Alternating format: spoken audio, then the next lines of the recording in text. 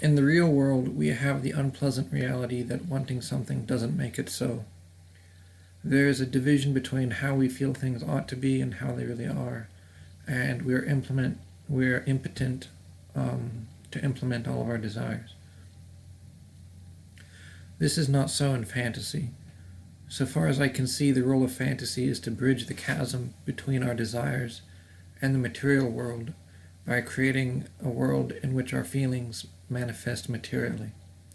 And I'll provide several examples. In Dragon Ball Z, the first few Super Saiyan transformations were associated with extreme distress and despair, and were always associated with character development. And Goku, the first Super Saiyan, he transformed after he saw his two best friends either killed or wounded, possibly mortally wounded, and when the antagonist who did this threatened to do the same to his son. And Goku at that point had already used all of his techniques and he was totally exhausted, and he knew he couldn't win. And that was the moment when he transformed. And Vegeta transformed out of envy for Goku.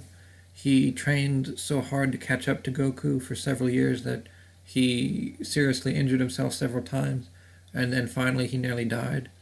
And in a moment where he was covered with his own blood and he knew he couldn't do any better, that's when he transformed. And future Trunks transformed after seeing the body of his dead and only friend. And Gohan transformed while training with his father as he recollected all the times that in the past where his failure to act caused his friends to be hurt. In Harry Potter, all of the most powerful spells require a certain emotional state.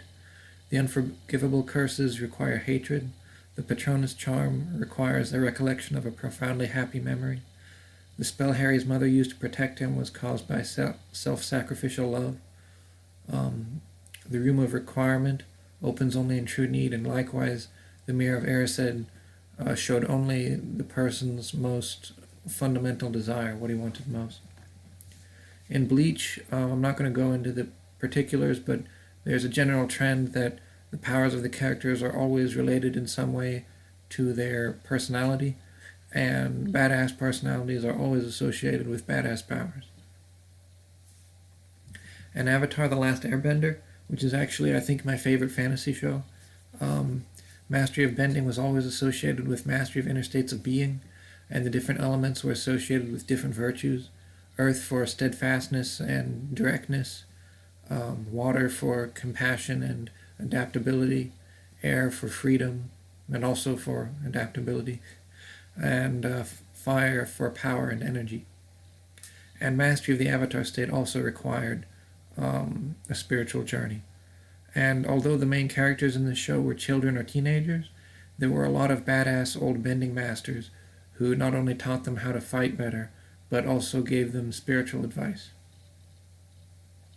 And mastery of new techniques in this show was always associated with inner development. For instance, Aang couldn't earthbend until he learned to confront his problems head on, and he also was afraid of firebending until he learned to think of it as life and energy rather than hate and destruction. And Zuko likewise lost his firebending when he lost his purpose.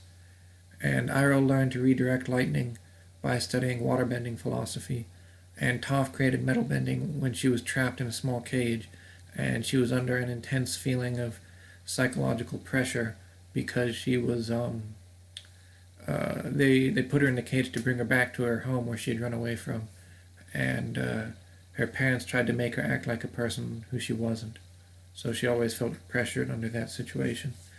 And it explained in one of the later comics that was why she learned to bend metal, which is the most stubborn part of Earth and which is created under intense pressure. Anyway, those are my examples. And after having thoughts like these, I didn't really ever appreciate fiction very much when I was younger, but I learned to appreciate fantasy better after having these kinds of thoughts because when I watch the fantasy, I can use the outward visible magic powers that they're using to look for the underlying spiritual story, which I think is the real story. And as far as I'm concerned, how well a fantasy connects the magic powers to character development is what makes a fantasy good or bad. and there's basically nothing else that needs to be considered in a fantasy. And I believe in the past, mythology provided for people what fantasy does today, except that the ancient mythologies were more serious than modern fantasies.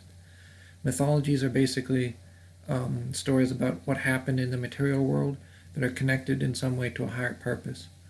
Unlike modern fantasies, they aren't just stories that make you feel good, but are ways of communicating purpose and meaning through a story about a material event.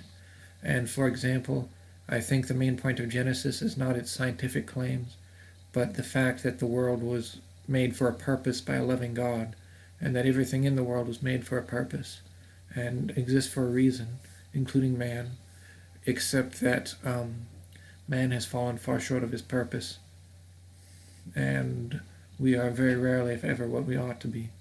And that, to me, is the main purpose of Genesis, not that the sun was created before the trees, and that the earth was made in 7 days. And I think in that sense it could be argued that some mythologies are true in some sense, even though the material facts in the mythology may not have happened. And those are all my thoughts on that subject. I hope you liked the video.